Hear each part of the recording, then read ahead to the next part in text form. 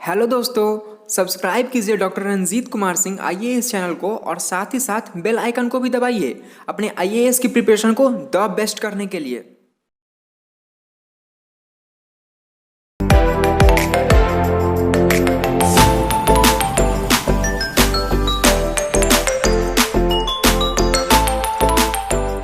कुषाणों के सामंत थे श्रीगुप्त, और श्रीगुप्त ने गुप्त वंश की स्थापना की। Gupta dynasty was established by Srigupta, but Gupta period was started by Chandragupta first. Chandragupta प्रथम के द्वारा गुप्त काल की शुरुआत की गई। तो जब गुप्त काल कहते हैं, गुप्ता पीरियड कहते हैं, दैट मीन्स गुप्त संवत। गुप्त संवत की शुरुआत 319-20 ईस्वी से होती है और वो चंद्रगुप्त प्रथम है। लेकिन श्रीगुप्त और घटोत्कच की चर्चा ऐतिहासिक ग्रंथों में मिलती है। They are not important ruler of Gupta period, बहुत इंपॉर्टेंट नहीं है। Srigupta was the only founder of Gupta dynasty, Gupta वंश का संस्थापक था Srigupta. But Gupta period is started from 319 AD, 319 ईस्वी में 320 ईस्वी से गुप्त काल की शुरुआत होती है। The founder was, the real founder of Gupta period was Chandragupta first. Chandragupta प्रथम के बाद उसका पुत्र हुआ काच। काच को पदस्थापित करके, रिप्लेस करके, after replacing Kacha, Samudragupta became the king. After Samudragupta, Ramgupta became the king. Ramgupta राजा बना और रामगुप्त को रिप्लेस करके, after replacing Ramgupta, Chandragupta second became the king. Chandragupta द्वितीय शासक बना, who is known as Vikramaditya in Indian history. तो इंडियन हिस्ट्री में जो गुप्त शासक जो विक्रमादित्य कहा जाता है वो चंद्रगुप्त द्वितीय है। हालांकि याद रखिएगा, पहला विक्रमादित्य की उपाधि लेने वाला शासक चालुक्य शासक था, जिसने विक्रम संवत की शुरुआत की। और इस तरह से आप देखेंगे विक्रमादित्य की उपाधि लेने वाला 14वां व्यक्ति जो था, कौन था? हेमू था ना, हेमचंद्र हेमू था, जिसके साथ में ये अकबर का युद्ध हुआ था, जो पानीपत का दूसरा युद्ध किसके किसके बीच हुआ था? बैरम खां और हेमू के बीच। बैरम खां और हेमू के बीच आदिल शाह का वो था प्रतिनिधि, और इधर अकबर का प्रतिनिधि था बैरम खां। मिडिएवल इंडिया में हम लोगों को पढ़ना है। अभी हम लोग पढ़ रहे हैं गुप्त काल। गुप्त काल के संदर्भ में याद रखिएगा, अच्छा, जो विंध्याचल पर्वत के ऊपर का जो भाग है ये आर्यावर्त कहलाता है, और नीचे का भाग जो है ये दक्षिणापथ कहलाता है। ये इसकी चर्चा इसीलिए मैं कर रहा हूं क्योंकि Samudragupta was the last ruler. Samudragupta अंतिम शासक था जिसने उत्तर और दक्षिण की एकता को स्थापित करने का प्रयास किया। Who had tried to integrate north and south. He was the last ruler. After that, Samudragupta के बाद एक हर्षवर्धन है जिसने उत्तर भारत की एकता को स्थापित किया था।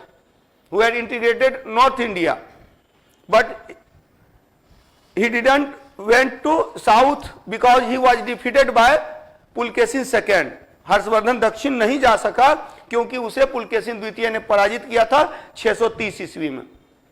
तो हर्षवर्धन फिर उत्तर भारत की एकता को स्थापित करने वाला अंतिम व्यक्ति है। उसके बाद फिर राजपूत शासक हो जा रहे हैं, छोटे छोटे राजवंश आ जा रहे हैं। लेकिन ओवरऑल आप याद रखेंगे कि जो गुप्त काल है, गुप्त काल में एक बार फिर से राजनीतिक एकता स्थापित की गई। Again political unification was done in the period of Gupta period और in the period of Samudragupta. लेकिन यह भी उतना बड़ा नहीं है मौर्य साम्राज्य की तरह, अफगानिस्तान से लेकर के कर्नाटका तक। यह केवल दक्षिणापथ यानी कि जो दक्कन का पठार है उस एरिया में है और उत्तर के भाग में है। उत्तर के 9 उत्तरावर्त के आर्यावर्त के 9 शासकों को और दक्षिणापथ के 12 शासकों को पराजित किया था समुद्रगुप्त ने। We come to know about this through the Prayag Prashasti. Prayag प्रशस्ति से हम लोग को पता चलता है। प्रशस्ति मीन्स व्हाट? इन प्रेज, प्रशंसा में लिखी गई जो इंस्क्रिप्शन होती है, जो अभिलेख होते हैं, जो किसी की प्रशंसा में लिखे जाते हैं, उसे प्रशस्ति कहते हैं। आर्यावर्त और दक्षिण भारत की एकता को स्थापित करने का श्रेय गुप्तों को जाता है। हालांकि गुप्त काल स्वर्ण युग के रूप में भी जाना जाता है, लेकिन याद रखेंगे कि स्वर्ण युग का जो कॉन्सेप्ट है, गोल्डन एज का जो कॉन्सेप्ट है, वो लिमिटेड है, सीमित है। When we talk about cultural and scientific development, in that sense, जब हम लोग सांस्कृतिक और वैज्ञानिक उत्थान की बात करते हैं तो उस संदर्भ में यह स्वर्ण युग है। It was the golden period, क्योंकि आप लोग देखते हैं कि इसी समय में आर्यभट्ट हुए, बराहमिहिर हुए, बहुत सारे ऐसे विद्वान हुए जिनके थ्योरीज को इवन कि कोपरनिकस ने फॉलो किया, या फिर आगे जो देखते हैं कि न्यूटन ने फॉलो किया। क्योंकि जो थ्योरी, ग्रेविटेशन की थ्योरी बाद में 14th, 15th, 16th सेंचुरी में यूरोप में होती है, वो ग्रेविटेशन की थ्योरी यहां दी जा चुकी थी। जिस तरह से सौरमंडल की खोज की गई थी कोपरनिकस के द्वारा, तो वो हमारे आर्यभट्ट ने पहले ही कर दिया था। तो इस सेंस में अगर आप कल्चरल पॉइंट ऑफ व्यू से देखें, अगर आप साइंटिफिक पॉइंट ऑफ व्यू से देखें, तो it was a golden period. Literature के पॉइंट ऑफ व्यू से देखें तो golden period. Kalidas is known as the Shakespeare of India, और you may say that Shakespeare is the Kalidas of Europe. आप ये भी कह सकते हैं, क्योंकि तो महाकाव्य, 7 महाकाव्य की रचना की कालिदास ने। तो कल्चरल पॉइंट ऑफ व्यू से, साइंटिफिक पॉइंट ऑफ व्यू से स्वर्ण युग था, लेकिन पॉलिटिकल पॉइंट ऑफ व्यू से देखेगा तो डिक्लाइन हो रहा है। फ्यूडलिज्म स्ट्रांग हो रहा है, सामंतवाद मजबूत हो रहा है। और सामंतवाद की पृष्ठभूमि तैयार हुई थी सातवाहनों के काल में। In the period of Satavahana land grant system started, भूमि अनुदान प्रणाली की शुरुआत हुई, और इसी भूमि अनुदान प्रणाली ने भू राजस्व का अधिकार दिया, राइट ऑफ लैंड रेवेन्यू, और मिलिट्री रिस्पॉन्सिबिलिटी को डिटरमाइन किया, सैनिक उत्तरदायित्व को निर्धारण किया। और इसी संदर्भ में कर मुक्त भूमियां दी गई थी सेनापतियों को, सैनिकों को जो दी गई, तो उसमें राजा के नीचे राजा की अवधारणा आई, यानी टैक्स नहीं लेना, टैक्स कलेक्ट करना है और अपनी सेना भी रखना है। तो ऐसे में क्या था कि अब वो एरिया का तब तो वो मालिक हो गया, लेकिन वो मालिक नहीं है, उसके ऊपर भी कोई मालिक है। मास्टर अपॉन द मास्टर, मतलब उसके ऊपर भी मास्टर है।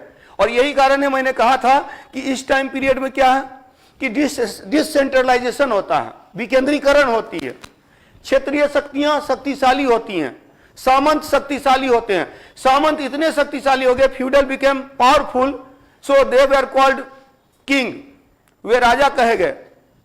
उन्होंने राजा का टाइटल लिया, they have taken the title of raja, महाराजा।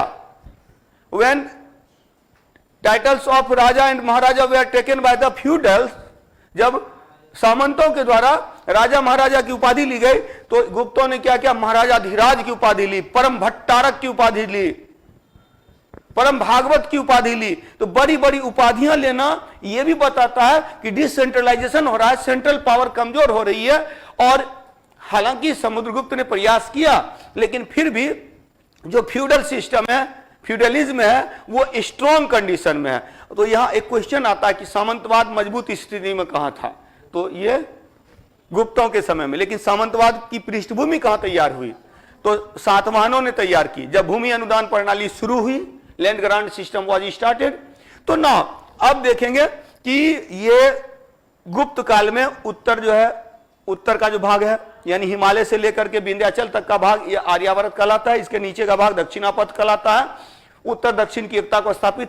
एक और मैंने पॉइंट बताया था कि अगर when we talk about economic condition of Gupta period, again decline, फिर से देखते हैं कि पतन की स्थिति है। क्यों पतन की स्थिति है? हालांकि बोला जाता है कि सबसे ज्यादा सोने का सिक्का इन्होंने ही चलाया, लेकिन आप देखिएगा सोने के सिक्का में मिलावट, यानी शुद्ध सोने का सिक्का नहीं है। ठीक है, तो गुप्ता जी मिलावट कर दिए। तो ये जो मिलावट का जो कॉन्सेप्ट है वो यही है कि इकोनॉमिक कंडीशन क्या है, वीक है, और इसीलिए इन्होंने क्या किया, अधिक सोने का सिक्का तो चलाया, लेकिन उसमें वो शुद्धता की कमी है, प्योरिटी कम है, और इस कारण से बोला जाता है कि इकोनॉमिक कंडीशन भी डिक्लाइन कर रहा है। अब फ्यूडलिज्म के डेवलपमेंट का एक रीजन यह भी है कि दे वेर अनेबल टू पे मनी, पे करेंसी, पे कॉइन्स, गोल्ड कॉइन्स, और सो दे पेड लैंड्स। वे लोग मुद्रा, सोने की मुद्रा देने में सक्षम नहीं थे, तब इन लोगों ने क्या दिया, जमीन दिया, और तब उस जमीन पे क्या हुआ, सामंतवाद का उदय हुआ। तो सामंतवाद का उदय एक जो कारण है वो भूमि अनुदान प्रणाली के कारण उसका उत्पन्न हुआ। चलिए, तो अब हम लोग देखते हैं गुप्त काल का संस्थापक कौन था। तो गुप्त काल का संस्थापक पे अभी चर्चा हो चुकी है, तो इसके कुछ शासकों को देख लेते हैं। हालांकि देखिए, आप लोगों ने याद कर रखा होगा, सबसे पहले श्रीगुप्त, श्रीगुप्त के बाद घटोत्कच। हालांकि ये दोनों पौराणिक है, हिस्टोरिकल है। उसके बाद चंद्रगुप्त, चंद्रगुप्त प्रथम के बाद, चंद्रगुप्त फर्स्ट के बाद काच, काच के बाद समुद्रगुप्त, समुद्रगुप्त के बाद रामगुप्त, रामगुप्त के बाद चंद्रगुप्त द्वितीय विक्रमादित्य, चंद्रगुप्त द्वितीय विक्रमादित्य के बाद फिर गोविंद गुप्त आता है, फिर कुमारगुप्त आता है, स्कंदगुप्त आता है, और एट लास्ट आइदर भानुगुप्त और विष्णुगुप्त। कुछ किताबों में विष्णुगुप्त को लास्ट रूलर माना जाता है, लेकिन अधिकांश किताबों में जैसे वायु पुराण वगैरह है ना, वो विष्णुगुप्त को मानता है। लेकिन जो अभिलेख प्राप्त होते हैं उससे 510 ईस्वी का अभिलेख, एक एरन अभिलेख प्राप्त होता है, और वो किससे संबंधित है, भानुगुप्त से संबंधित है। भानुगुप्त के सेनापति गोपराज की मृत्यु होने पर उसकी पत्नी सती हो जाती है। सती प्रथा का प्रथम उल्लेख, first description of Sati system, 510 ईस्वी, 510 ईस्वी एडी, गुप्ता पीरियड, गुप्त काल में। चलिए, तो शासक को देख लेते हैं। तो सबसे पहले चर्चा करते हैं हम लोग शासक वर्ग की। तो गुप्त काल में शासक वर्ग की चर्चा करते हैं। संस्थापक कौन है, फाउंडर कौन है? Founder was Shrigupta. Shrigupta was the founder of Gupta dynasty in 280 AD. 280 ईस्वी में गुप्त काल की स्थापना श्रीगुप्त ने की थी। ईस्वी सन उतना इंपॉर्टेंट नहीं है, बाकी एक्सप्लेनेशन में ईस्वी सन आ जाएगा। जैसे कि चंद्रगुप्त प्रथम की बात करेंगे तो 319-20 ईस्वी में इसने गुप्त काल की शुरुआत की, और ये 335 ईस्वी तक है, 335 तक। हालांकि 334, कहीं कहीं 334, 334 दिया रहता है, एडी दिया रहता है। और इसके बाद समुद्रगुप्त, काच को हटाकर समुद्रगुप्त बना, ये 335 से 375, 375 एडी तक। और यहां पर क्या होता है, फिर रामगुप्त आता है। रामगुप्त जो है 5 साल लगभग रहा, 375 से 380 एडी, 380 एडी, 375 ईस्वी से 380 ईस्वी। इसके बाद चंद्रगुप्त द्वितीय विक्रमादित्य सबसे शक्तिशाली और महान शासक बोला जाता है। इसके दरबार में दरबारी नवरत्न थे, नवरत्न थे ना, कालिदास, वरामिहिर, अमर सिंह, धनवंतरी, छपनक, शंकु, घटपरकर और वररुचि, बेताल भट्ट। ये टोटल जो 9 रत्न थे इसके दरबार में, 9 रत्न थे इसके दरबार में। चंद्रगुप्त द्वितीय के दरबार में 9 रत्न थे। और तो इसके अलावा तो इसके समय में सांस्कृतिक उत्थान भी होता है। साथ ही साथ इसका एक अभिलेख प्राप्त होता है, मतलब इसकी पुत्री थी प्रभावती गुप्त, प्रभावती गुप्त का ताम्रपत्र अभिलेख, प्रभावती गुप्त का पूना ताम्रपत्र अभिलेख, उसमें भी गुप्त वंश का संस्थापक श्रीगुप्त को माना गया है। हम लोग उसी से पता चलता है कि श्रीगुप्त इसका फाउंडर था। किससे? प्रभावती गुप्त का पूना ताम्रपत्र लेख, पूना कॉपर इंस्क्रिप्शन जो है, कॉपर इंस्क्रिप्शन, पूना ताम्रपत्र लेख जो है, उससे हम लोग को पता चलता है कि इसका संस्थापक कौन था? श्रीगुप्त था। Shrigupta was the first ruler of Gupta dynasty. Gupta वंश का पहला शासक श्रीगुप्त था। We come to know about the founder of Gupta dynasty Shrigupta through the Poona inscription, Poona copper inscription, Poona ताम्र लेख से हमें जानकारी मिलती है, which was issued by Prabhavati Gupta, जो प्रभावती गुप्त के द्वारा जारी किया गया।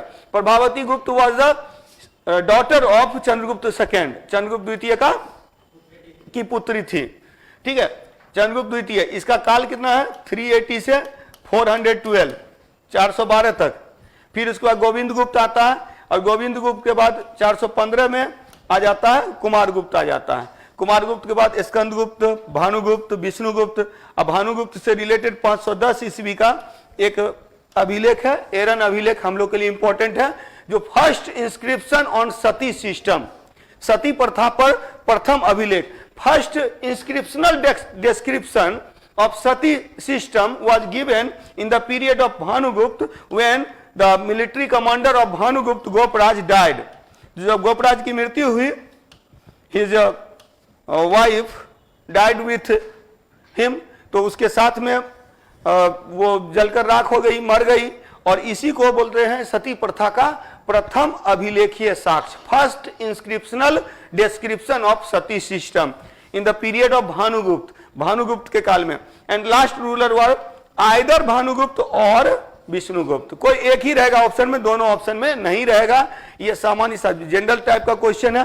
कुछ चीजें हैं यहाँ पर, बहुत सारी चीजें जो अभिलेखीय साक्ष्य वगैरह वो गायब हैं, तो अंतिम काल के समय में एग्जैक्ट डिस्क्रिप्शन नहीं मिलता है। तो first ruler was Srigupta, after Srigupta Ghatotkacha, Ghatotkacha के बाद चंद्रगुप्त प्रथम, the real founder of this dynasty, इस वंश का वास्तविक संस्थापक था चंद्रगुप्त प्रथम। देन काच, आफ्टर काच समुद्रगुप्त, द मोस्ट पावरफुल, सबसे शक्तिशाली है Samudragupta. Then Ramgupta, and after Ramgupta Chandragupta द्वितीय, who is known as Vikramaditya in history, और विक्रमादित्य जाना जाता है, ये तो सबसे शक्तिशाली है। ये शक्तिशाली के साथ साथ, मतलब कि सबसे शक्तिशाली नहीं, लेकिन शक्तिशाली के साथ साथ ये क्या है, महान इसीलिए बोला जाता है कि इसने कल्चरल डेवलपमेंट के लिए काम किया, सांस्कृतिक उत्थान के लिए काम किया, साहित्य के क्षेत्र में उत्थान हुआ। नहीं, डिफरेंस ये हुआ ना कि जो हिस्टोरिकल एक होता है, एक हिस्टोरिकल होता है, इसमें फर्क है। हिस्टोरिकल मतलब कि अभिलेख वगैरह में केवल इसके बारे में जानकारी मिली है, लेकिन इसका कोई अभिलेखीय साक्ष्य, मतलब इसका जो पुरातात्विक साक्ष्य, आर्कियोलॉजिकल एविडेंस नहीं मिलता है। फर्स्ट आर्कियोलॉजिकल एविडेंस जो मिलता है 2 सिल्वर कॉइन्स, ये related to Chandragupta first, Chandragupta प्रथम से संबंधित है। और चंद्रगुप्त प्रथम से संबंधित कई, इसी से संबंधित जो मेहरौली का जो स्तंभ लेख है उसमें भी चंद्र शब्द लिखा गया है, और चूंकि वो गुप्ता पीरियड का है इसीलिए उसकी भी पहचान की जाती है गुप्त काल से संबंधित। तो एग्जैक्ट जो हिस्टोरिकल पॉइंट ऑफ व्यू से देखा जाए तो पहला शासक यही है। So he is known as the real founder, इसीलिए इसको वास्तविक संस्थापक कहते हैं। और ऐसे अगर देखिएगा तो फर्स्ट रूलर जिसकी चर्चा मिलती है वो इन इंस्क्रिप्शंस, अभिलेखों में मिलती है। जहां भी वंशावली दी हुई है ना तो वहां पर मिलती है, तो वो श्रीगुप्त की मिलती है। इसीलिए गुप्त वंश का संस्थापक किसको बोला जाता है, गुप्त काल ने। गुप्त काल दैट मीन्स जहां से टाइम पीरियड स्टार्ट होता है, और Gupta period was started from 319 to 320 BC। गुप्त संवत की शुरुआत जो होती है 319-320 ईस्वी में। जब गुप्त संवत की हम लोग चर्चा कर रहे हैं तो याद रखिएगा विक्रम संवत, विक्रम संवत, विक्रम संवत, तो विक्रम संवत कब का है? विक्रम संवत है, Vikram Samvat 58 BC, 58 BC। Ancient time period in India, Bharat में सबसे प्राचीन जो समय काल है वो है विक्रम संवत, विक्रम संवत। आप लोगों को पता होगा, हालांकि भारत ने जो राजकीय स्तर पर जो गवर्नमेंट ने जो एक्सेप्ट किया है वो शक संवत को, शका पीरियड, तो शक संवत को स्वीकार किया है। और शक संवत जो है वो कब का है? 78 AD, 78 AD, 78 ईस्वी में विक्रम संवत। अब नेक्स्ट हो गया गुप्त संवत, नेक्स्ट हो गया गुप्त संवत। तो गुप्त संवत की बात करेंगे तो गुप्त संवत की शुरुआत कब होती है? तो गुप्त संवत होता है 319-20 ईस्वी, 319-20 ईस्वी AD। एक्चुअली क्या है ना कि जब आप जनवरी फरवरी करते हैं तो चैत का जो महीना होता है वहां से शुरुआत होती है जनरली हमारे ईयर की। जो तो उस संदर्भ में क्या होता है कि अलग अलग टाइम पीरियड को देखा गया तो कुछ जगह पर 319 आ रहा है, कुछ में 320 आ रहा है। तो 319-20 इसको नहीं, दोनों नहीं रहता है, कभी नहीं रहेगा, आइदर 319 और 320, और दोनों रहेगा तो ई मार देंगे। हाँ, इसीलिए 319-20 ईस्वी सब जगह दिया हुआ है। नहीं, हाँ, सबकी उपाधि है, उस पर चर्चा करेंगे। सबको अलग अलग भी पढ़ना है, अभी तो स्टार्ट ही हम लोगों ने किया है, अभी सबको अलग अलग देखना है। श्रीगुप्त और घटोत्कच को छोड़ दिया जाए तो पहला शासक जो चंद्रगुप्त प्रथम है, फर्स्ट चंद्रगुप्त प्रथम से ही हम लोग स्टार्ट करें। महाराजा धीराज की उपाधि लिया था, सबने लिया था अलग अलग उपाधि। समुद्रगुप्त के लिए भी समुद्रगुप्त को बोला जाता है, ये लिच्छवी दौहित्र बोला जाता है। लिच्छवी एक्चुअली क्या है ना, चंद्रगुप्त प्रथम की जो पत्नी थी कुमार देवी थी। और भी उपाधि है, ढेर सारी उपाधियां हैं, लेकिन लिच्छवी दौहित्र करने का एक अर्थ यह है कि चंद्रगुप्त प्रथम की जो पत्नी थी कुमार देवी लिच्छवी राजकुमारी थी। अब लिच्छवी राजकुमारी है तो लिच्छवी का जो नरेश हो गया वो इसके नाना लगते हैं समुद्रगुप्त के। लिच्छवी दौहित्र करने का मतलब वही है, लिच्छवी का नाती, लिच्छवी शासक है उसका नाती, तो लिच्छवी दौहित्र शब्द का प्रयोग किया गया इसके लिए, समुद्रगुप्त के लिए किया गया। तो वो आगे करेंगे हम लोग। तो ये मैं बता रहा था कि गुप्त संवत की शुरुआत यहां से होती है। तो 4 संवत आप लोग को याद रखना है। पहले भी मैंने कहा था कि फिर मैं चर्चा करूंगा और आगे भी चर्चा करूंगा जब मैं हिजरी संवत पढ़ाऊंगा। हिजरी संवत कब का है? 622 ईस्वी का, 622 एडी हिजरी पीरियड। तो ये 4 टाइम पीरियड आप लोग को याद रखना है। विक्रम पीरियड, विक्रम संवत 58 बीसी 58 ईसा पूर्व, शक संवत शक पीरियड 78 एडी 78 ईस्वी। अच्छा, विक्रम संवत की स्थापना जो विक्रमादित्य चालुक्य शासक विक्रमादित्य ने शक शासक को हराया और विक्रमादित्य की उपाधि ली थी और वहीं से नया टाइम पीरियड शुरू किया, तो विक्रम संवत हो गया। तो एक चालुक्य शासक था, उसके संदर्भ में एग्जैक्ट नाम नहीं प्राप्त होता है, बस चालुक्य शासक ने शकों को पराजित किया, विक्रमादित्य की उपाधि ली, विक्रम संवत की शुरुआत की 58 बीसी में। और ये कुषाण शासक कनिष्क ने फिर शकों को हराया और उसके चूंकि शक काफी शक्तिशाली थे और शक से काफी वीरता से लड़े, तो उसके सम्मान में शक संवत शुरू किया 78 ईस्वी में। इसके बाद गुप्त काल की शुरुआत होती है 319-20 ईस्वी में और हिजरी संवत है 622 ईस्वी। क्लियर, दिमाग में बैठ गया? श्रीगुप्त, घटोत्कच, चंद्रगुप्त प्रथम, काच, समुद्रगुप्त, रामगुप्त के बाद चंद्रगुप्त द्वितीय, गोविंदगुप्त, कुमारगुप्त, स्कंदगुप्त, भानुगुप्त, विष्णुगुप्त, आयदर भानुगुप्त और विष्णुगुप्त। क्लियर, नेक्स्ट पे चलते हैं, हम लोग स्टार्ट करते हैं। पहला शासक है चंद्रगुप्त प्रथम, महत्वपूर्ण शासक है। तो चंद्रगुप्त प्रथम से क्या क्या क्वेश्चन बन सकते हैं? कुछ क्वेश्चन देखिए, जनरली क्या है कि बहुत डिटेल से हमको पढ़ने की आवश्यकता नहीं है, और लेकिन जो फैक्ट्स के स्तर पर पीटी, हम लोग बीपीएससी पीटी की तैयारी कर रहे हैं, तो स्वाभाविक सी बात है बीपीएससी पीटी में क्या क्या फैक्ट्स पूछे जा सकते हैं। तो चंद्रगुप्त प्रथम का काल जो है 319 से 335 ईस्वी तक, 319 से 335 ईस्वी, अभी भी चर्चा हुई थी, 319-20 से 334-35 तक, 335 ईस्वी तक इसका काल है। यह क्या है? वास्तविक संस्थापक, real founder of Gupta dynasty. अगर डायनेस्टी बोलेंगे तो रियल फाउंडर, और गुप्ता पीरियड कहेंगे तो यही फाउंडर है। गुप्त संवत की शुरुआत इसी ने की, और गुप्त संवत की शुरुआत तो यहां पर याद रखेंगे रियल फाउंडर, और यहां पर क्या है? गुप्त संवत का संस्थापक, फाउंडर ऑफ गुप्ता पीरियड। अब क्या है ना कि एक बार क्वेश्चन दे दिया था, यूपीएससी दे दिया था, और यूपीएससी में यही पूछा हुआ था गुप्त संवत का। चूंकि यूपीएससी में क्वेश्चन इंग्लिश में पूछा जाता है, उसका हिंदी रूपांतरण किया जाता है। तो क्वेश्चन मतलब आप देखिएगा कि और लिखा हुआ भी रहता है, अगर हिंदी में कहीं डाउट हो तो इंग्लिश वाला क्वेश्चन मान्य होगा। और वहां क्वेश्चन था कि who was the founder of Gupta period. वहां कहने का अर्थ है कि गुप्त संवत का संस्थापक कौन था। बहुत लोग क्या हुआ, श्रीगुप्त मार दिया, बाद में आंसर देखा गया कि आंसर ने यूपीएससी एक्सेप्ट किया इसको, चंद्रगुप्त प्रथम को, तो इसके कारण से ये काफी पॉपुलर हुआ था। और जो चंद्रगुप्त प्रथम है, चंद्रगुप्त प्रथम को गुप्त संवत का संस्थापक, गुप्त काल का संस्थापक बोलते हैं, लेकिन जब गुप्त वंश पूछ दे, डायनेस्टी पूछ दे, तब वहां श्रीगुप्त ही देंगे।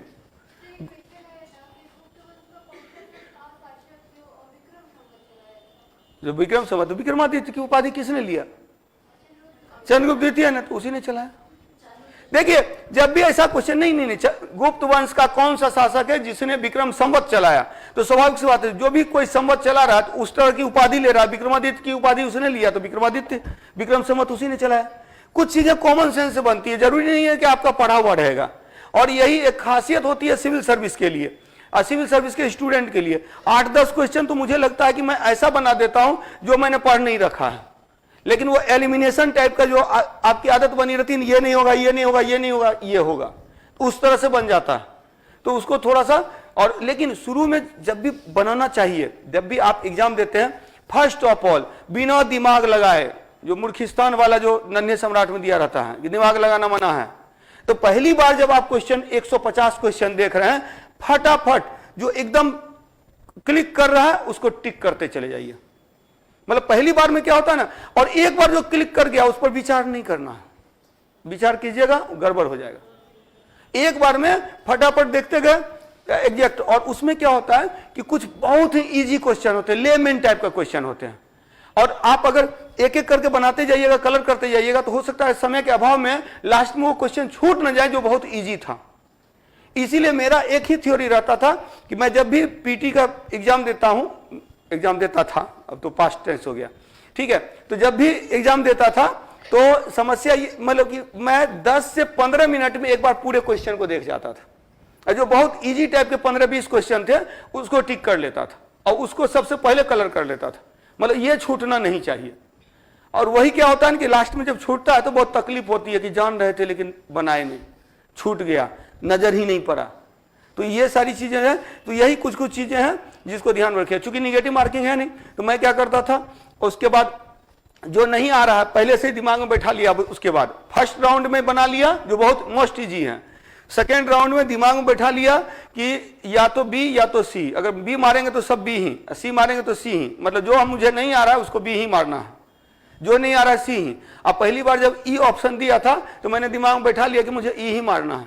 17 क्वेश्चन सही हो गए, 17 क्वेश्चन सही हो गए तो 17 प्लस हो गया, तो 17 प्लस हो गया। तो ये तरीका है, टेक्निक है पीटी निकालने का। और जो आ रहा है तो बनाते गए, नहीं आ रहा तो दिमाग में बैठा है वो करते चले जाइए। कि ये ऑब्जेक्टिव है दुनिया की, मतलब कि कितना भी दिमाग लगा दीजिएगा तो दिमाग लगाने से नहीं बनना है, दिमाग लगाने से नहीं बनना है। जीएस आ रहा है तो ठीक है, नहीं आ रहा तो आगे बढ़ते जाइए। बहुत लोग विचार करने लगते हैं, विचार करना यूपीएससी वाले पे, वहां बीपीएससी में विचार करना नहीं है, आ रहा है तो ठीक है, नहीं आ रहा तो अगले बार। चलिए आगे देखते हैं। चंद्रगुप्त प्रथम, तो चंद्रगुप्त प्रथम क्या था, वास्तविक संस्थापक, इसने महाराजा धीराज की उपाधि ली। क्या क्या पॉइंट है, पहला point Chandragupta first time period 319 से 335 ईस्वी। दूसरा पॉइंट, second point, he was the real founder of Gupta dynasty, Gupta वंश का वास्तविक संस्थापक। तीसरा point, he had taken the title of Maharaja Dhiraj, उसने महाराजा धीराज की उपाधि ली। चौथा point, he was the founder of Gupta period, वह गुप्त संवत का संस्थापक था, गुप्त संवत का संस्थापक था। पांचवा point, we have 2 silver coins of Chandragupta first, Chandragupta प्रथम से संबंधित जो 2 रजत मुद्राएं हैं, चांदी की मुद्राएं हैं, जिससे from which we came to know about Chandragupta first, जिसके थ्रू हम लोग चंद्रगुप्त प्रथम के बारे में जानते हैं। तो चंद्रगुप्त प्रथम की जानकारी का जो मुख्य प्रमाणिक स्रोत है ये रजत सिक्के ही हैं। इस रजत सिक्के में आकृति बनी हुई है किसकी, चंद्रगुप्त प्रथम की। और क्या उस पर लिखा हुआ है महाराजा धीराज, और क्या उस पर लिखा हुआ है लिच्छवी कुमार देविया। तो मतलब यह है, कहने का अर्थ है कुमार देवी इसकी पत्नी थी जो लिच्छवी की राजकुमारी थी, उससे इसका विवाह हुआ। तो इस तरह से क्या हुआ, तो इसमें तो 2 रजत मुद्राएं मिली हैं, इसी पर पता चलता है कि इसने महाराजा धीराज की उपाधि ली। उसमें टाइम पीरियड भी है कि उसने गुप्त संवत की शुरुआत की। सब ये सिक्का से ही पता चलता है, इंस्क्रिप्शन से, मतलब कि ये इंस्क्रिप्शन बोलते हैं कॉइन से ही पता चलता है। जो रजत सिक्का है उसी से पता चलता है, उसी का एनालिसिस करके विद्वानों ने इतना निष्कर्ष निकाला कि he was the real founder of Gupta dynasty. और यहां पर क्या है कि उसका विवाह हुआ, got married with Lichchhavi princess, Lichchhavi की राजकुमारी से इसका विवाह हुआ। और इसने गुप्त संवत की शुरुआत की 319-20 ईस्वी में। क्लियर, हाँ ईस्वी 319-20 ईस्वी है, एडी है, बीसी नहीं है, बीसी तो खत्म हो गया, अब एडी है, ठीक है। उसके बाद चलिए नेक्स्ट रूलर पे आते हैं। पहला में कोई डाउट नहीं ना, चंद्रगुप्त फर्स्ट क्लियर। अब आते हैं हम लोग, इसके बाद नेक्स्ट जो था समुद्रगुप्त। समुद्रगुप्त के बारे में याद रखिएगा, चंद्रगुप्त प्रथम के बाद काच शासक बना। चंद्रगुप्त प्रथम के बाद काच शासक बना, जो क्या था, वीक रूलर था। He was not strong ruler, वो स्ट्रॉन्ग रूलर नहीं है, कमजोर शासक है। And he was replaced by Samudragupta. तो काच was replaced by Samudragupta. Samudragupta के द्वारा काच को पदस्थापित कर दिया गया, हटा दिया गया, and Samudragupta became the king. तो ये शासक बना। इसने भी कई उपाधियां ली, स्पेशली जो व्याघ्र पराक्रम, अप्रतिहत, वीणा वादक। एक्चुअली जो सिक्का चला है ना, तो सिक्का चला है, इसके सिक्के से पता चलता है कि एक सिक्का में बाघ को मारते हुए, मतलब कि बाघ के मुंह में हाथ दिया हुआ इस तरह का की आकृति मिलती है, तो व्याघ्र पराक्रम उस पर लिखा हुआ है। तो व्याघ्र पराक्रम इसकी उपाधि थी। इसकी उपाधि थी लिच्छवी दोहित्र। He is known as the Napoleon of India. Napoleon, तो इसके बारे में पहले याद रखिएगा। समुद्रगुप्त से related first point related to Samudragupta, time period 335 to 375 AD, 335 ईस्वी से 375 ईस्वी। समुद्रगुप्त का काल क्या है? 335 ईस्वी से 375 ईस्वी। Second one, he was the most powerful ruler of Gupta dynasty. Gupta वंश का सबसे शक्तिशाली शासक। सबसे शक्तिशाली शासक कौन था? समुद्रगुप्त था। फर्स्ट पॉइंट हो गया 335 से 375। सेकेंड पॉइंट, सबसे शक्तिशाली, मोस्ट पावरफुल। थर्ड पॉइंट, इसने गुप्त साम्राज्य का विस्तार किया, एक्सपेंशन इन गुप्ता एम्पायर। तो गुप्त साम्राज्य का इसने विस्तार किया फ्रॉम नॉर्थ टू साउथ, उत्तर से दक्षिण की ओर। एंड ही इंटीग्रेटेड इंडिया, जो कह सकते हैं भारत को इसने क्या किया? एकीकृत किया। North India and south India was integrated by Samudragupta. In ancient period he was the last ruler who had done the integration of India, North India and South India। जिसने उत्तर भारत और दक्षिण भारत के एकीकरण को संभव किया, वो ये समुद्रगुप्त था। समुद्रगुप्त अंतिम शासक था। तो पहला पॉइंट हो गया 335 से 375 ईस्वी काल। दूसरा हो गया सबसे शक्तिशाली। तीसरा हो गया गुप्त साम्राज्य का इसने विस्तार किया। We come to know about Samudragupta from Prayag Prashasti. Prayag प्रशस्ति से हम लोग समुद्रगुप्त के बारे में जानते हैं। मोस्ट इंपॉर्टेंट पॉइंट, सबसे ज्यादा अगर क्वेश्चन पूछा गया है समुद्रगुप्त से संबंधित तो प्रयाग प्रशस्ति से ही पूछा गया। हाँ, it was written by Harisena. Harisena was the writer in the court of Samudragupta. Samudragupta का दरबारी लेखक था, समुद्रगुप्त के दरबार में रहता था हरिसेन। हरिसेन ने ही लिखी है प्रयाग प्रशस्ति। प्रयाग प्रशस्ति जो उत्कीर्ण करवाया, इसी ने करवाया। अकॉर्डिंग टू प्रयाग प्रशस्ति, प्रयाग प्रशस्ति के बारे में याद रखिएगा, यह क्या है कि 33 पंक्तियों वाला, 33 पंक्तियों का एक वाक्य है। मतलब पहली बात तो यह ध्यान रखिएगा कि यह प्रयाग प्रशस्ति है। इस प्रयाग प्रशस्ति में 33 लाइन है। इस तरह से करके मतलब 33 लाइन है, 33 लाइन है। बट इन अ सेंटेंस, एक ही वाक्य में 33 लाइन बना दिया गया और उसी में सारी गाथा बता दी गई है समुद्रगुप्त की। तो ये अपने आप में यूनिक है इंस्क्रिप्शन। एक यूनिक इंस्क्रिप्शन है कि inscription Prayag Prashasti is an inscription in which there is a sentence of 33 lines. तो 33 पंक्तियों का एक वाक्य है। In which the victory of Samudragupta was described, जिसमें कि समुद्रगुप्त के विजयों की चर्चा मिलती है।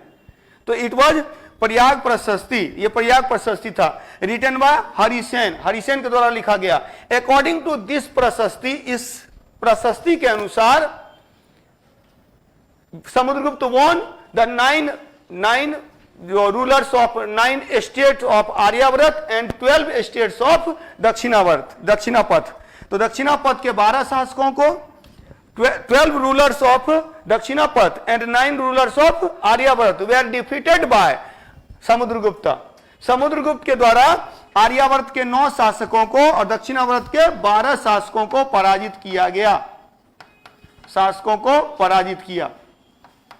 ठीक है। तो क्या क्या पॉइंट? पहला पॉइंट हो गया 335 से 375 ईस्वी, याद हो गया। दूसरा है कि मोस्ट पावरफुल, सबसे शक्तिशाली। तीसरा पॉइंट, साम्राज्य का विस्तार किया। चौथा पॉइंट, इसकी जानकारी का स्रोत प्रयाग प्रशस्ति है। पांचवा पॉइंट, प्रयाग प्रशस्ति 33 पंक्तियों में लिखा गया एक वाक्य है। 33 पंक्तियों में लिखा गया एक वाक्य। छठा पॉइंट हो गया कि इसकी रचना हरिसेन ने की। प्रयाग प्रशस्ति की रचना हरिसेन ने की। सातवां पॉइंट हो गया कि प्रयाग प्रशस्ति के अनुसार आर्यावर्त के 9 शासकों को और दक्षिणावर्त के 12 शासकों को समुद्रगुप्त ने पराजित किया। और सो इसीलिए Vincent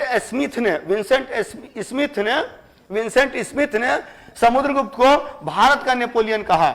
Samudragupta was called the Napoleon of India by Vincent Smith. Vincent Smith ने प्रयाग प्रशस्ति के आधार पर, on the basis of Prayag प्रशस्ति के आधार पर भारत का नेपोलियन कहा समुद्रगुप्त को। समुद्रगुप्त को भारत का नेपोलियन कहा। किसने कहा? विंसेंट स्मिथ ने, V.A. स्मिथ ने। तो V.A. स्मिथ ने किसको कहा? समुद्रगुप्त को भारत का नेपोलियन कहा। He is also known as Lichchhavi दोहित्र। लिच्छवी दोहित्र के रूप में भी जाना जाता है क्योंकि इसकी माता लिच्छवी की राजकुमारी थी। इसकी माता लिच्छवी राजकुमारी थी, कुमार देवी थी, तो ये लिच्छवी दोहित्र भी कहा जाता है। और जो व्याघ्र पराक्रम यानी कि इसके सिक्कों पर इसे बाघ को मारते हुए दिखाया गया, व्याघ्र पराक्रम लिखा हुआ। बीना वादक, यह बीना बजाते हुए एक इसका सिक्का जारी किया गया है, इसीलिए इसको बीना वादक बोलते हैं, इसको व्याघ्र पराक्रम बोलते हैं। तो इनके सिक्कों से गुप्तों के जानकारी का प्रमुख स्रोत गुप्तकालीन सिक्के हैं। गुप्तकालीन सिक्के हैं। Coins of Gupta period are the main sources of information of Gupta period. Gupta काल की जानकारी का प्रमुख स्रोत है। व्याघ्र पराक्रम सिक्के किसने चलाया? समुद्रगुप्त ने चलाया। बीना वादक सिक्के किसने चलाया? समुद्रगुप्त ने चलाया। मतलब ये एक म्यूजिशियन भी था, संगीतज्ञ भी था। क्वेश्चन पूछता है कि संगीतज्ञ लेखक के रूप में बोला जाता है ना, तो लेखक के रूप में हर्षवर्धन की चर्चा आती है, राजा भोज की चर्चा आती है। जो लेखक है, राइटर है, उसने कई किताबें खुद लिखी हैं, लेकिन लेखक शासक के रूप में और संगीतज्ञ शासक के रूप में चर्चा आती है तो समुद्रगुप्त की चर्चा आती है प्राचीन भारत में। क्लियर? तो इतने पॉइंट्स आपको याद रखना है समुद्रगुप्त से संबंधित। दिमाग में बैठ गया? बाकी नोट्स आप लोगों के पास अवेलेबल ही है, विस्तार से पढ़ लीजिएगा, लेकिन उसका सार मैंने यहां डाल दिया है। जो नोट्स आप पढ़ेंगे तो उसका सारांश मतलब कि समराइज फॉर्म है, क्या क्या पॉइंट इससे पूछे जा सकते हैं। क्लियर? प्रयाग प्रशस्ति की रचना किसने की? हरिसेन ने की। अच्छा, जब अभिलेख की चर्चा करते हैं ना, कुछ अभिलेख और उसके लेखक की से क्वेश्चन पूछे जाते हैं। स्पेशली देखिए, चार अभिलेख बहुत इंपॉर्टेंट है जिसका लेखक से क्वेश्चन आता है। एक तो हो गया ये प्रयाग प्रशस्ति, लेखक हरिसेन हो गया। इसके बाद आप चलेंगे कि स्कंदगुप्त के समय में, नहीं स्कंदगुप्त, हम मंदसौर अभिलेख, कुमारगुप्त का मंदसौर अभिलेख का लेखक है वत्स भट्टी। मंदसौर अभिलेख का लेखक है वत्स भट्टी। ये भी आप लोग थोड़ा याद रखिएगा कि एक हो गया प्रयाग प्रशस्ति का लेखक कौन है? हरिसेन है प्रयाग प्रशस्ति का लेखक, हरिसेन। दूसरा है मंदसौर अभिलेख का लेखक है वत्स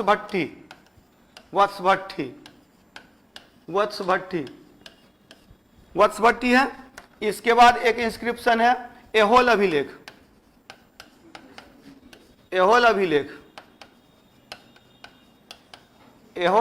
का लेखक है रवि कीर्ति।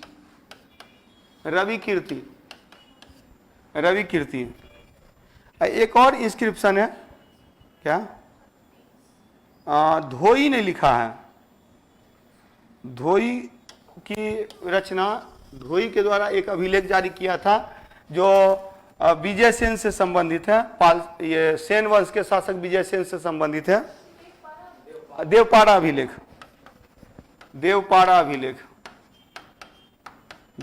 अभिलेख विजय सेन से संबंधित है and it was written bye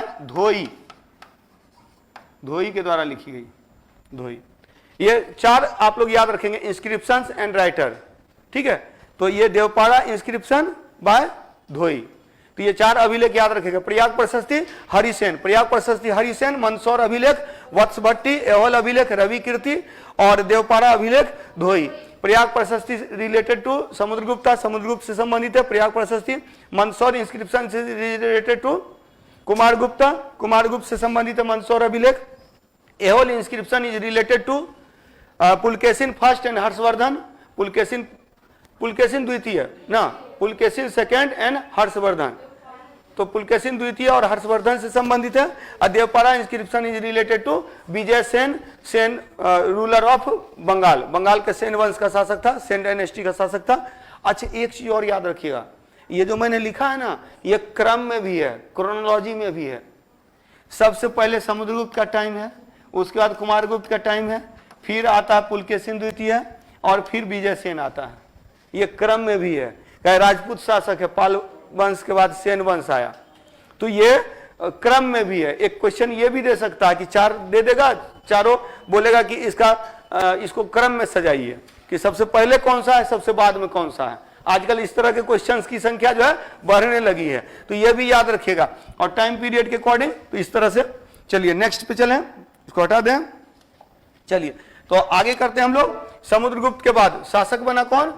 Chandragupta द्वितीय, विक्रमादित्य सबसे महत्वपूर्ण शासक। हालांकि समुद्रगुप्त के बाद शासक बना रामगुप्त।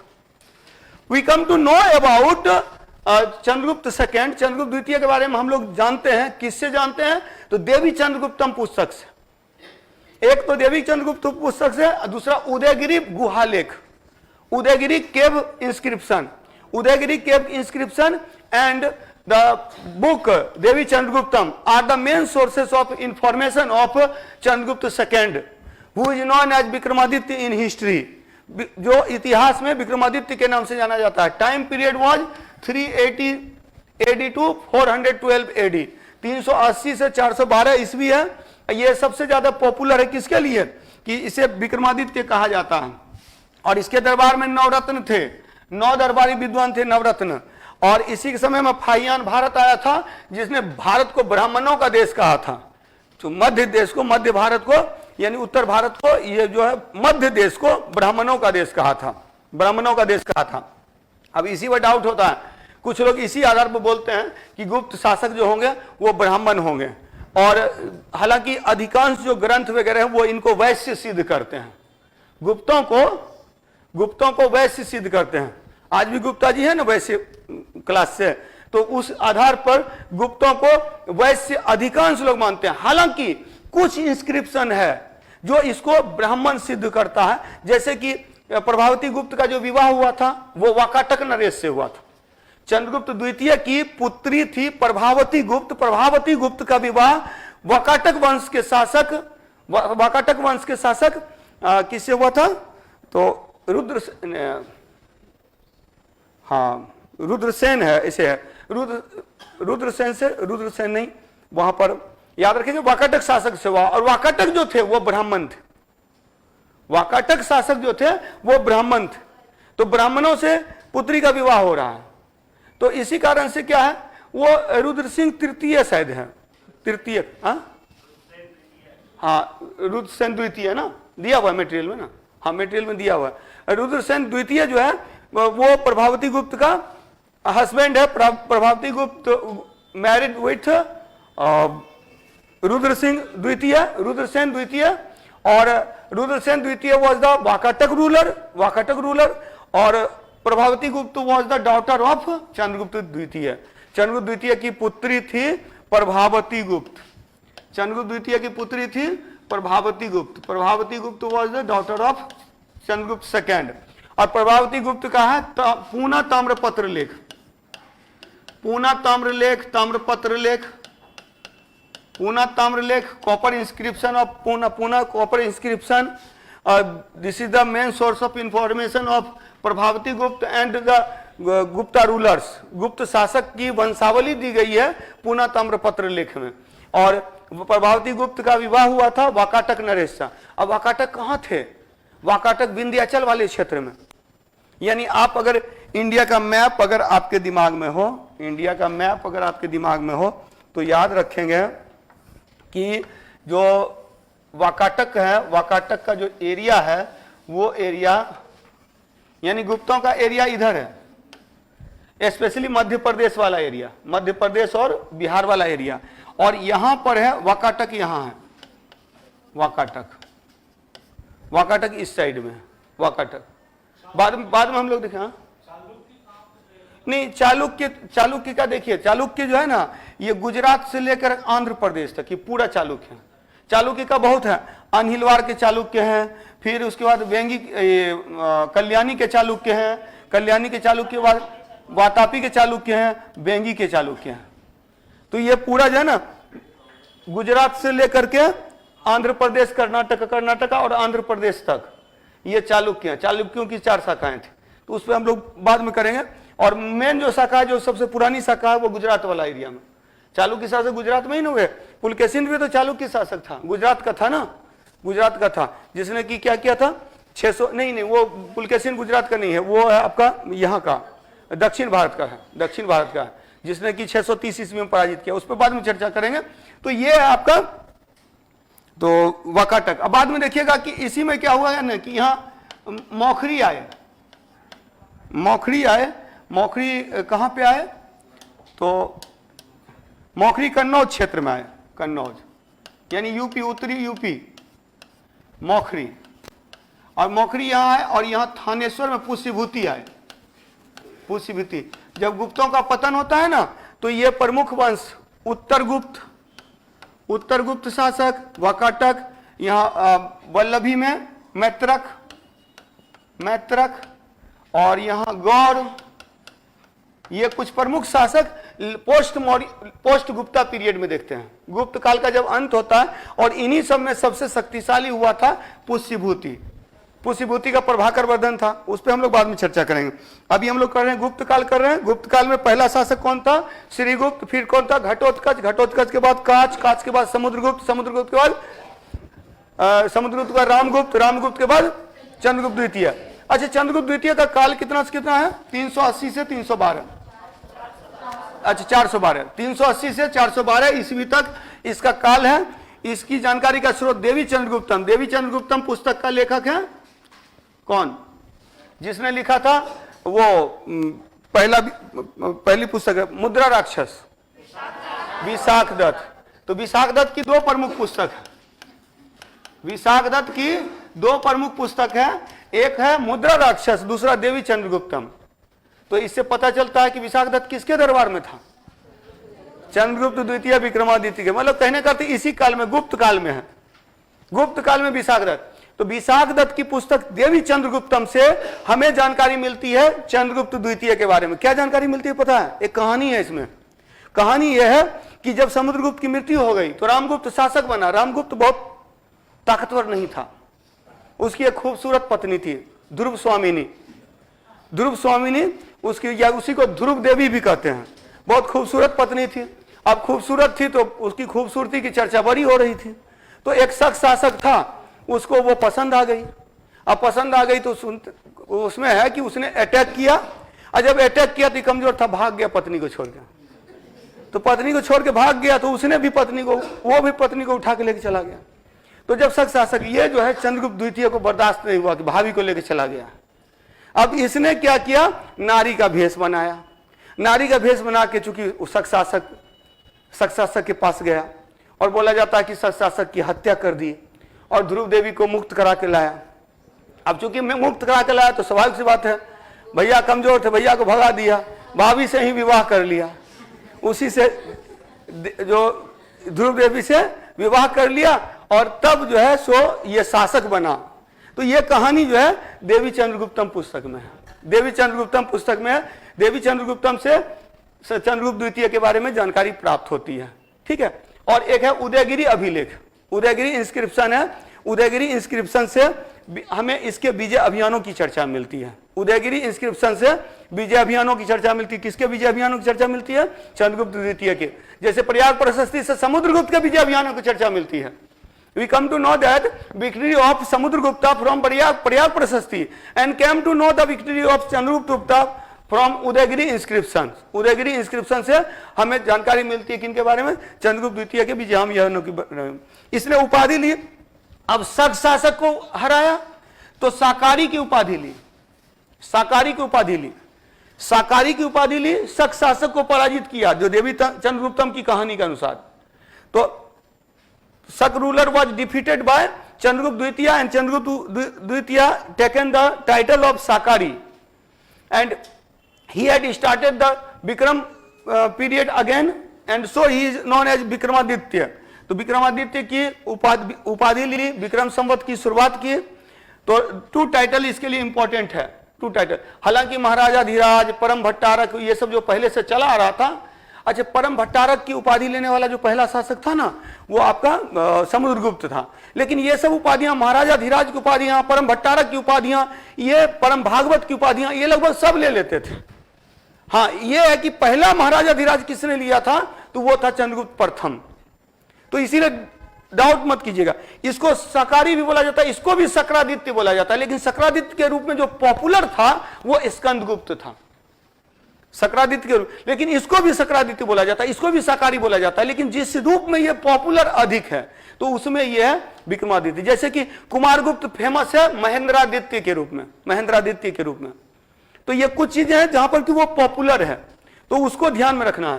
तो समुद्रगुप्त के बाद रामगुप्त शासक बना। रामगुप्त कमजोर शासक था, उसको रिप्लेस कर दिया, रामगुप्त को रिप्लेस कर दिया किसने, चंद्रगुप्त द्वितीय ने। और रामगुप्त के बारे में जानकारी मिलती है देवी चंद्रगुप्तम पुस्तक से। इसने उपाधि ली थी, विक्रमादित्य की उपाधि ली, साकारी की उपाधि ली। इसके 9 दरबारी विद्वान हैं, 9 दरबारी विद्वान हैं और 9 की चर्चा आगे दिया हुआ है। हालांकि मुझे याद है, लेकिन ऐसे बार बार अब देखेंगे ना, 4 आपके लिए इंपॉर्टेंट है। जैसे कि कालिदास लेखक है, कालिदास लेखक है। वराहमिहिर जो है वो खगोलज्ञ है, साइंटिस्ट है, एस्ट्रोनॉमिस्ट है। और उसके बाद जो है धनवंतरी डॉक्टर है, धनवंतरी डॉक्टर है। सेनापति है अमर सिंह, अमर सिंह सेनापति है। इसके बाद 5 एंटरटेनर हैं, छपनक, घटपरकर, शंकु, बेताल भाट और वररुचि। तो ये 5 एंटरटेनर हैं, मतलब कि बाकी दरबारी हैं, जिसको नवरत्न बोला जाता है। लेकिन उसमें 4 इंपॉर्टेंट है जिसे क्वेश्चन आता है। धनवंतरी डॉक्टर था, तो इसके बारे में भी देख लेते हैं। दूसरी बात, चंद्रगुप्त द्वितीय के काल में फाहियान भारत आया था। चंद्रगुप्त द्वितीय के काल में फाहियान भारत आया था और फाहियान ने इसे ब्राह्मणों का देश कहा, ब्राह्मणों का देश कहा।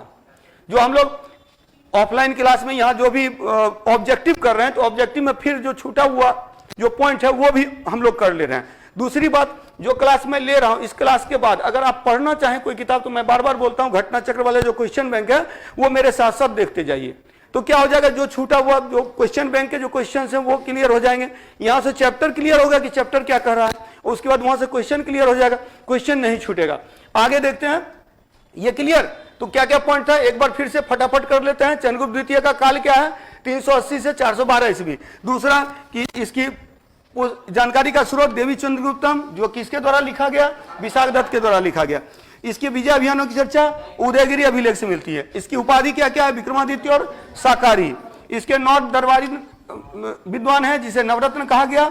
और इसके समय में फाहियान भारत आया था। फाहियान 399 से 400 मतलब 13-14 तक रहता है, 414 ईस्वी।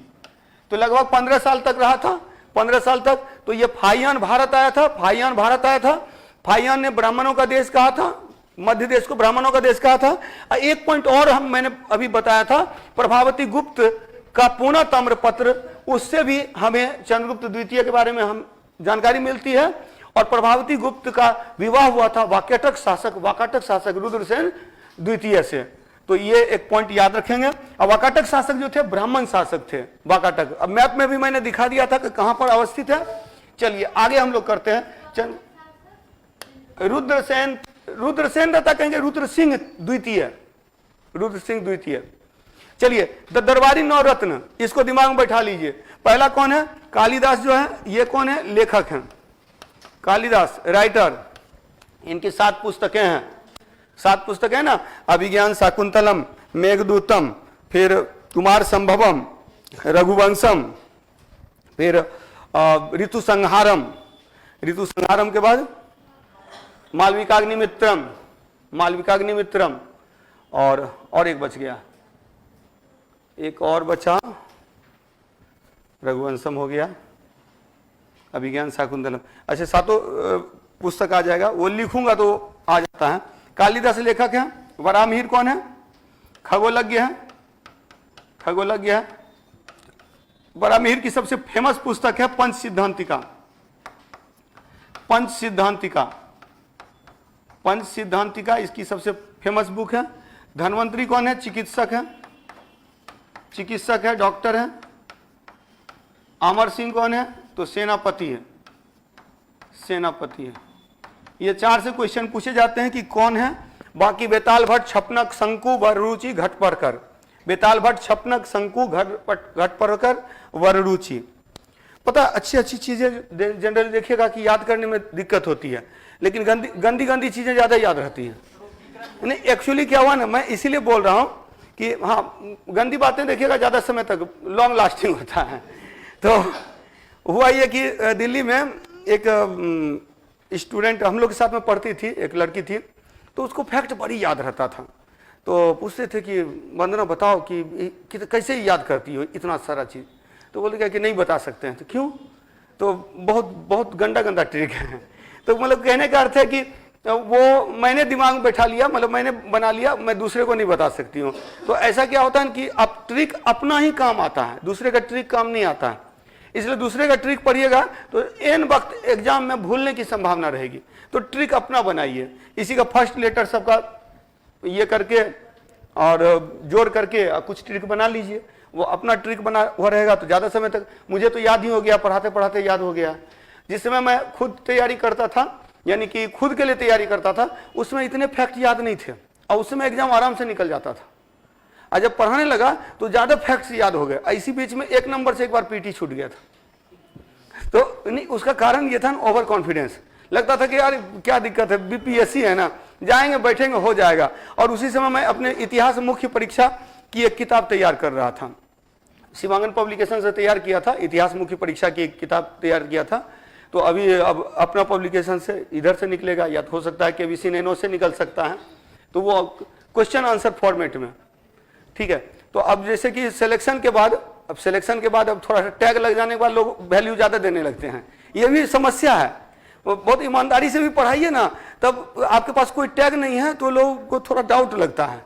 लेकिन जब टैग लग जाता है कि हाँ बीपीएससी सेलेक्टेड हैं, तो फिर ज़्यादा जो है सो लोगों के ऊपर प्रभाव पड़ता है। और ये समस्या है, अपने देश की समस्या है, ठीक है, वहाँ पूरे देश की समस्या है। यहाँ क्या है ना कि बहुत ज्ञान वाले को कम व्यू मिलता है, जो कम ज्ञान वाले हैं उनका लाखों में व्यू चला जाता है। ये समस्या है कि जिसने आज तक पीटी नहीं निकाला वो देखिएगा अभी नंबर 1 जो यूट्यूबर है, जो जिसने अभी तक पीटी का एग्जाम नहीं दिया। अब उनके बारे में लोगों को पता तक नहीं, लोगों को पता है पीएचडी कर लिया है, ऐसे बात बोलते हैं कि लगता है पीएचडी कर लिया है, लेकिन पीटी तक नहीं दिया है। और इवन की जो ग्रेजुएशन कंप्लीट पता नहीं हुआ कि नहीं, पिछले बार एडमिशन ही लिया था। चर्चा टॉप मोस्ट जब मैं बोल रहा हूं तो स्वाभाविक सी बात है, समझ ही गए होंगे, नाम लेने की आवश्यकता ही नहीं है। चलिए, तो देखिएगा, यहां याद रखिएगा। तो इस तरह से क्या है ना, ठगी होती है, और तो ठग लोग जो है ना ज्यादा राइज करते हैं। कारण क्या होता है ना कि देखिए 100 में 90 स्टूडेंट पढ़ने वाले नहीं होते हैं, 10 ही रिजल्ट देते हैं। इतने लोग आते हैं उसमें 10 ही रिजल्ट देते हैं। तो उस 10 को नहीं, अब कुछ लोगों ने क्या किया, यूट्यूब पे ये टारगेट किया है कि 90 को ही टारगेट करना है, पैसा कमाना है, उसके रिजल्ट से हमको कोई लेना देना नहीं।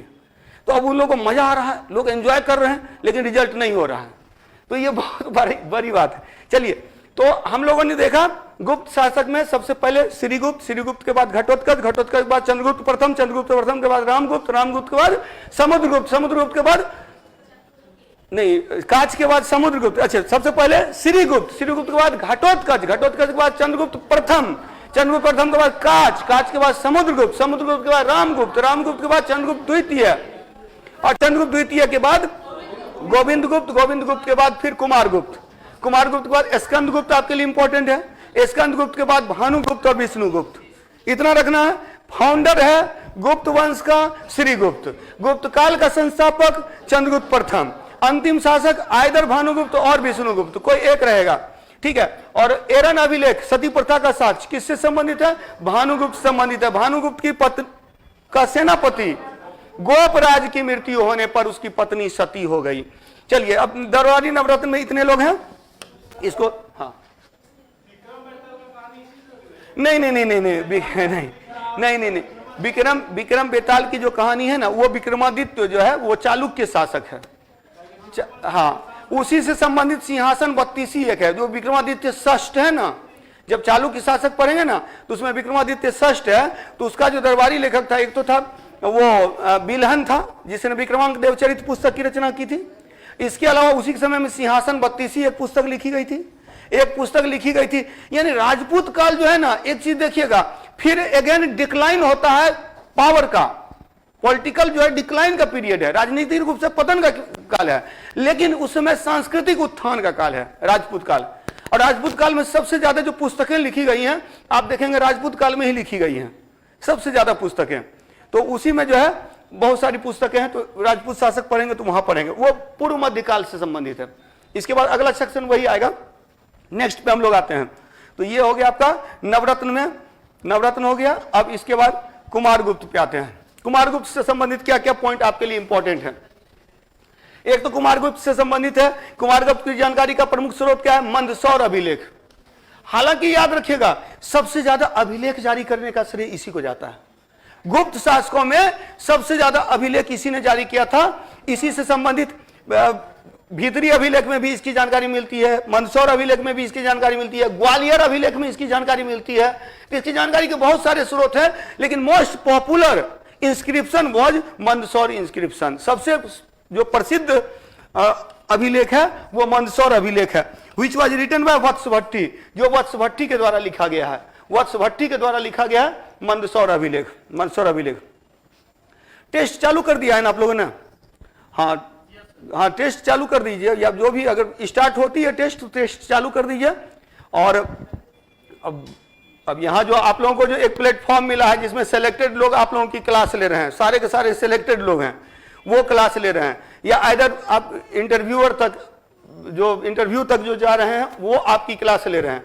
और दूसरी बात, सबसे बड़ी बात कि सर का जो गाइडलाइन है, रंजीत सर का जो गाइडलाइन है वो आप लोगों को मिल रहा है, और उसका लाभ ज्यादा से ज्यादा उठाने का प्रयास कीजिए। और रही बात की, मैं बार बार बोलता भी रहा हूं क्लास में कि कोई संस्थान आपको सिलेक्ट नहीं कर सकता है, कोई संस्थान आपको सिलेक्ट नहीं करा सकता है, सिलेक्शन खुद से ली जाती है। अच्छा गाइडलाइन चाहिए तो और क्या गाइडलाइन चाहिए, सिलेक्टेड लोग आपको मिल रहे हैं। और सबसे बड़ी बात है कि अनुभवी, सब अच्छा खासा अनुभव, 2008 बैच के सर हैं। और उसके बाद जो है सो मेरा सिलेक्शन भले अभी हुआ है, लेकिन 17 साल से मैं पढ़ा रहा हूं, 18वां साल हो गए पढ़ाते हुए। तो वो अनुभव है, यानी कि जो सार आप लोग को मिल रहा है उसका लाभ ज्यादा से ज्यादा मिलना है। और क्वेश्चन बैंक, मैं बार बार बोलता हूं, चैप्टर के साथ क्वेश्चन बैंक जरूर देखिए। क्वेश्चन बैंक देखिएगा, घटना चक्र वाला क्वेश्चन बैंक चैप्टर वाइज देखिएगा, आपको बहुत लाभ मिलेगा। कुमारगुप्त से संबंधित मंदसौर अभिलेख है, वत्स भट्टी द्वारा लिखित है। कुमारगुप्त के भी रजत सिक्के प्राप्त होते हैं, और इस रजत सिक्के में दो बहुत महत्वपूर्ण हैं। एक मयूर की आकृति वाले सिक्के, मयूर की आकृति उस पर बनी हुई है, और दूसरा अश्वमेध वाला। अश्वमेध मतलब कि घोड़ा बगल में बंधा हुआ है, और यज्ञ वेदी है, यज्ञ वेदी के बगल में घोड़ा बंधा हुआ है, यानी कि घोड़ा को छोड़ा जाता है, घोड़ा जहां जहां गया वो एरिया अपना। अश्वमेध यज्ञ राज्य विस्तार का प्रतीक है, पहले भी हम लोग पढ़ चुके हैं।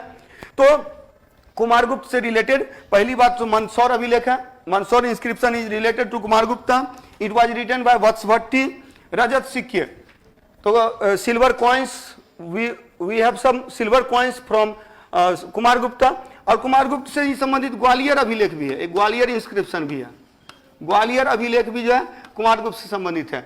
और यह भी एक पॉइंट याद रखिएगा कि गुप्त शासकों में सबसे ज्यादा अभिलेख जारी किया था कुमारगुप्त ने। पूछा गया क्वेश्चन है, गुप्त शासकों में among the Gupta rulers maximum inscriptions were issued by Kumaragupta. Kumaragupta के द्वारा सबसे अधिक अभिलेख जारी किए गए।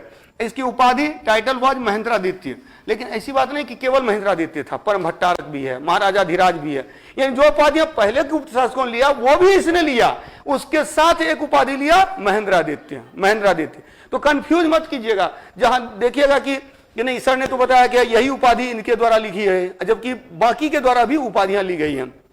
ठीक है, तो इसमें भी इसने भी महाराजा धीराज की उपाधि ली, बाकी उपाधियां ली, लेकिन महेंद्रादित्य के रूप में यह मुख्य रूप से जाना जाता है। और सबसे ज्यादा क्वेश्चन पूछा गया है कि नालंदा विश्वविद्यालय की स्थापना इसी के काल में हुई। In the period of Kumaragupta Nalanda university was established which was destroyed by Bakhtiyar Khilji, जो बख्तियार खिलजी के द्वारा नष्ट किया गया, वही बख्तियारपुर जंक्शन जो है जिसके नाम पर, तो बख्तियार खिलजी के द्वारा नालंदा विश्वविद्यालय की स्थापना की गई थी। कुमारगुप्त के काल में नालंदा विश्वविद्यालय, नालंदा यूनिवर्सिटी वाज एस्टेब्लिश्ड। तो इतने पॉइंट्स आप लोग को याद रखना है। मंदसौर अभिलेख, ग्वालियर अभिलेख। मंदसौर अभिलेख की रचना किसने की? वत्स भट्टी ने। अब याद हुआ प्रयाग प्रशस्ति का लेखक हरिसेन। उसके बाद मंदसौर अभिलेख का लेखक वत्स भट्टी, एहोल अभिलेख का लेखक रवि कीर्ति, और उसके बाद देवपाड़ा अभिलेख का लेखक धोई। क्लियर। इसके रजत सिक्के पर मयूर की आकृति मिलती है, मयूर की आकृति मिलती है, और हाँ इसके बाद पीकॉक मिलता है, और अश्वमेध यज्ञ से संबंधित है। उपाधि महेंद्रादित्य, नालंदा विश्वविद्यालय की स्थापना की गई।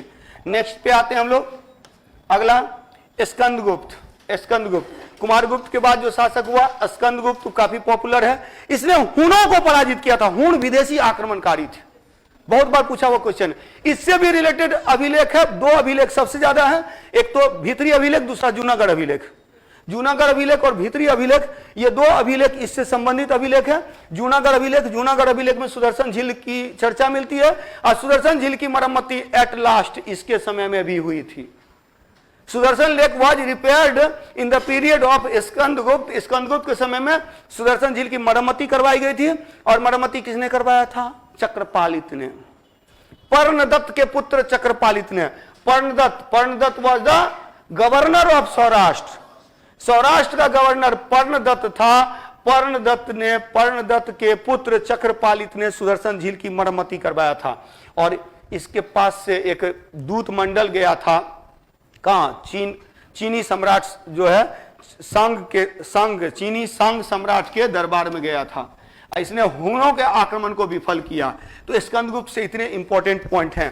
पहली बात तो याद रखिएगा, कुमारगुप्त के बाद अंतिम जो सबसे शक्तिशाली शासक स्कंदगुप्त है। अंतिम सबसे शक्तिशाली शासक स्कंदगुप्त है।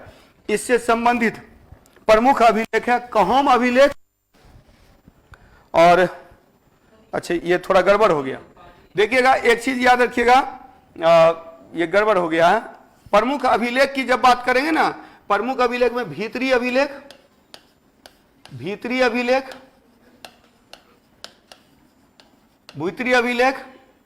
कहोम अभिलेख और जूनागढ़ अभिलेख। तो तीन अभिलेख इससे संबंधित हैं। जूनागढ़ अभिलेख स्कंदगुप्त से संबंधित तीन प्रमुख अभिलेख हैं। There are 3 important inscriptions related to Skandagupta. First one Bhitari inscription, second one Kahom inscription, third one Junagadh inscription. तो these 3 inscriptions are the main source of information of Skandagupta from Kahom inscription. Kahom अभिलेख में ही वॉज कॉल्ड सक्रादित्य, इसे सक्रादित्य कहा गया। कहोम अभिलेख में इसे सक्रादित्य कहा गया। और आर्य मंजूश्री मूल कल्प जो पुस्तक है, आर्य मंजूश्री मूल कल्प में इसे देवराय कहा गया। ही वॉज कॉल्ड देवराय इन आर्य मंजूश्री मूल कल्प। एक जैन पुस्तक है आर्य मंजूश्री मूल कल्प, तो इसमें क्या हुआ गया, इसको देवराय कहा गया है। और जो कहोम अभिलेख है इसमें इसको सक्रादित्य कहा गया है। इससे रिलेटेड प्रमुख अभिलेख हैं भीतरी अभिलेख, कहोम अभिलेख, जूनागढ़ अभिलेख। जूनागढ़ अभिलेख में सुदर्शन झील की मरम्मती की चर्चा मिलती है। और सुदर्शन झील की मरम्मती किसने करवाया था? तो यह करवाया था चक्रपालित ने सुदर्शन झील की मरम्मती करवाया था। चक्रपालित ने सुदर्शन झील की मरम्मती करवाया था। चक्रपालित कौन था? तो पर्णदत्त का पुत्र था। पर्णदत्त कौन था? तो पर्णदत्त सौराष्ट्र का गवर्नर था। पर्णदत्त के पुत्र चक्रपालित ने सुदर्शन झील की मरम्मती करवाई थी। Sudarshan lake was repaired bye Chakrapalita was the son of Parnadatta. Parnadatta was the governor of Saurashtra. Saurashtra के गवर्नर पर्णदत्त के पुत्र चक्रपालित के द्वारा सुदर्शन झील की मरम्मती करवाई गई थी। We come to know about this by Junagadh inscription. हम लोग जूनागढ़ अभिलेख से इसकी जानकारी प्राप्त करते हैं। Junagadh inscription is related to Rudradaman. Junagadh अभिलेख किससे संबंधित है? रुद्रदामन से संबंधित है। तो यहां आप लोग याद रखेंगे जूनागढ़ अभिलेख में सुदर्शन झील की चर्चा मिलती है। सुदर्शन झील का निर्माण पुष्यगुप्त ने किया था, सौराष्ट्र के गवर्नर ने। किसके समय में? चंद्रगुप्त प्रथम के समय में, चंद्रगुप्त मौर्य के समय में पुष्यगुप्त ने सुदर्शन झील का निर्माण करवाया था। इसकी मरम्मती करवाई थी तुषास्प ने इसकी मरम्मती करवाई थी अशोक के समय में। सुविशाख ने इसकी मरम्मती करवाई थी। रुद्रदामन के समय में सुविशाख ने रुद्रदामन के समय में इसकी मरम्मती करवाई थी। और एट लास्ट आप देखेंगे चक्रपालित ने मरम्मती करवाई थी। किसके समय में? स्कंदगुप्त के समय में। यह क्वेश्चन भी पूछा जाता है स्कंदगुप्त के समय में। लेकिन याद रखेंगे गवर्नर की बात आएगी, सौराष्ट्र के गवर्नर की बात आएगी तो ये गवर्नर है, ये गवर्नर है, ये गवर्नर है, लेकिन ये गवर्नर नहीं है, यहां पंडित गवर्नर है। पंडित गवर्नर है लेकिन बाकी जगह पर सेम है। पुष्यगुप्त सौराष्ट्र का गवर्नर था, सौराष्ट्र का गवर्नर था पुष्यगुप्त चंद्रगुप्त मौर्य के समय में। तुषास्प सौराष्ट्र का गवर्नर था अशोक के समय में। रुद्रदामन के समय में सौराष्ट्र का governor, governor of Saurashtra Suvishakh. और स्कंदगुप्त के समय में सौराष्ट्र का गवर्नर पर्णदत्त था, जिसका पुत्र था चक्रपालित, जिसने सुदर्शन झील की मरम्मती करवाई स्कंदगुप्त के समय में। इसने हुणों के आक्रमण को विफल किया। Huna were the foreign attacker, foreign invader, तो विदेशी आक्रमणकारी थे हुण, हुणों को पराजित किया था। और इसने चीनी सांग सम्राट के दरबार में दूत भेजा था। He send ambassador in the court of Chini Song ruler, तो चीनी सांग रूलर के दरबार में इसने अपना एक दूत भेजा था। क्लियर? तो ये इतने पॉइंट्स आप लोगों के लिए इंपॉर्टेंट हैं जो स्कंदगुप्त से संबंधित है। सबसे पहले हम लोगों ने किया श्रीगुप्त, घटोत्कच, चंद्रगुप्त प्रथम, काच, समुद्रगुप्त, रामगुप्त, चंद्रगुप्त द्वितीय, विक्रमादित्य, गोविंद गुप्त, कुमार गुप्त, स्कंदगुप्त और स्कंदगुप्त के बाद भानुगुप्त या विष्णुगुप्त। अब इसके बाद सुदर्शन झील, अच्छा ये फिर से ये आ गया, ये दिमाग में रखिएगा आप लोग। सुदर्शन झील का निर्माण जो है, सुदर्शन झील काफी पॉपुलर है। सुदर्शन झील का निर्माण पुष्यगुप्त ने किया था चंद्रगुप्त मौर्य के समय में, और अशोक के समय में तुषास्प ने इसकी मरम्मती करवाया था। रुद्रदामन के समय में सुविशाख ने इसकी मरम्मती करवाया था। और स्कंदगुप्त के समय में पर्णदत्त ने इसकी, पर्णदत्त के पुत्र चक्रपालित ने इसकी मरम्मती करवाया था। पर्णदत्त के पुत्र चक्रपालित ने। और ये सब क्या है? सौराष्ट्र के गवर्नर हैं, सौराष्ट्र के गवर्नर, सौराष्ट्र के गवर्नर। ठीक है, तो सौराष्ट्र के गवर्नर पुष्यगुप्त ने इसकी मरम्मती करवाया था। ठीक है, सौराष्ट्र के गवर्नर। तो अब एट लास्ट हम लास्ट करते हैं हम लोग। इसके बाद अंतिम है सुदर्शन झील से संबंधित इतने पॉइंट्स याद रखने हैं। तो ये सब गवर्नर है और वहां गवर्नर का पुत्र चक्रपालित है जिसने सुदर्शन झील की मरम्मती करवाया था। क्लियर? हटा दूं? अच्छा, नोट नहीं किए हैं? ये तो मैंने कितनी बार बता दिया। मैंने बताया कि सुदर्शन झील, इसकी चर्चा तो हम लोग पहले भी कर चुके हैं, ये तो लास्ट टाइम चर्चा कर रहे हैं। पहले हम लोगों ने चर्चा किया था चंद्रगुप्त मौर्य के समय में कि पुष्यगुप्त ने सुदर्शन झील का निर्माण। अच्छा, एक चीज और याद रखेंगे, ये पुष्यगुप्त निर्माता है, निर्माता है। और ये सब जो है रिपेयरिंग करवाया था, मरम्मती करवाया था, मरम्मती, यानी कि निर्माण हुआ है इसके समय में, इसके समय में निर्माण हुआ है, निर्माण हुआ है। और उन लोगों के समय में मरम्मती हुई है, मरम्मती हुई है, सुदर्शन झील की मरम्मती हुई है। क्लियर? आगे बढ़ा जाए। चंद्रगुप्त मौर्य पुष्यगुप्त, अशोक के समय में तुषास्प, रुद्रदामन के समय में सुविशाख, स्कंदगुप्त के समय में पर्णदत्त, पर्णदत्त का पुत्र चक्रपालित जिसने सुदर्शन झील की मरम्मती करवाया था। चलिए लास्ट पे चलते हैं और अंतिम हो गया कि कालिदास की पुस्तक को एक बार देख लेते हैं। कालिदास की 7 पुस्तकें हैं जिसको 7 महाकाव्य कहा जाता है। तो एक अभिज्ञान शाकुंतलम जिसमें दुष्यंत और जो शकुंतला की प्रेम कथा है। ऋतु संहारम में प्रत्येक ऋतु की विशेषता का वर्णन किया गया, प्रत्येक ऋतु की विशेषता का वर्णन किया गया ऋतु संहार में।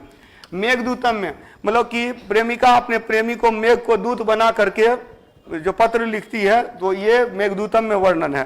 कुमार संभव, कुमार संभव में कुमार, ये कार्तिकेय के जन्म की कथा है। कार्तिकेय जो है जो शिव के एक पुत्र हैं कार्तिकेय, तो उससे संबंधित है कुमार संभवम, कुमार संभवम तो कार्तिकेय से संबंधित है। रघुवंशम में राम कथा को अपने तरीके से प्रेजेंट किया था कालिदास ने। रघुवंशम, रघुवंश, रघुकुल रीत सदा चली आई, तो रघुकुल से संबंधित रघुवंश राम कथा से संबंधित है।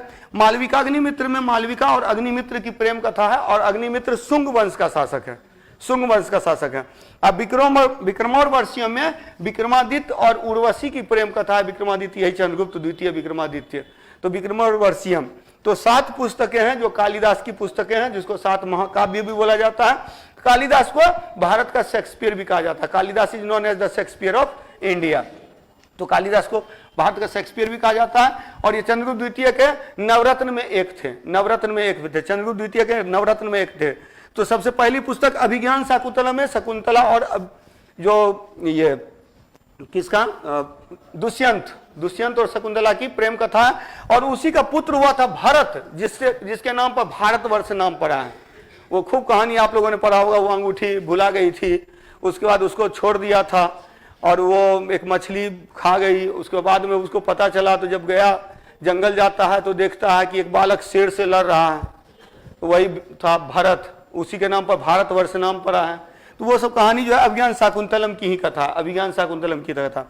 ऋतु संहारम में सभी ऋतुओं की अपनी अपनी विशेषताओं का वर्णन किया गया है। अब मेघदूतम में वही मेघ को दूत बना करके प्रेम कथा है, प्रेम पत्र लिखे जाने का कॉन्सेप्ट है। कुमार संभव में कुमार कार्तिकेय के जन्म की कथा है।